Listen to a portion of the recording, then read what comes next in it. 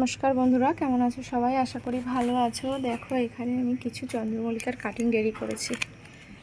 এগুলো আগে থেকে আমি করেছিলাম বালির ভিতরে চারা, সেগুলো মাটিতে বসিয়ে দিয়েছি। এগুলো বেশ গোড়া লেগে গেছে, তো অল্প ছোট ছোট জায়গায় আমি বসিয়ে দিয়েছি, যেহেতু এখনও ছোট ছোট। আর এখানে কিছুটা আমি এই বালিতে বসিয়ে দিয়েছিলাম, এগুলোও কিন্তু চারা রেডি হয়ে গেছে।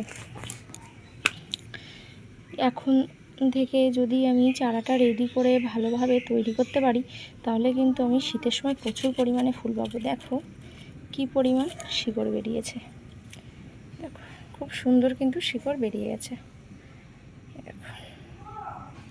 এগুলো আমি এখন অল্প অল্প ছোট মাটিতে করে বসিয়ে দেব। পরে যত বড় হবে তত আমি আবার একটু একটু মাটি বেশি করে বড় জায়গায় বসিয়ে দিই। এখন এই ছোট ছোট জায়গায় আমি বসিয়ে দিচ্ছি।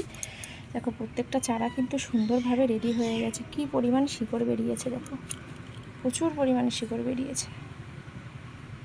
তো তোমরা যারা শীতে প্রচুর পরিমাণে ফুল পেতে চাও, আগে থেকে যারা চন্দ্রমল্লিকা রেডি করতে চাও, তো এখন কিন্তু চারা বসিয়ে দিতে পারো। সমান বালিতেই কিন্তু বসিয়ে দিয়েছে, আর কিছুই দেইনি, তাতে দেখো কত সুন্দর চারা বেরিয়ে গেছে। তো সব চারা হয় না, একটা দুটো যেমন এটা নষ্ট হয়ে গেছে, আর ম্যাক্সিমামটা কিন্তু চারা হয়ে গেছে। তো কেমন লাগলো তোমাদের জানিও। ভালো থেকো তোমরা সবাই, সুস্থ থেকো।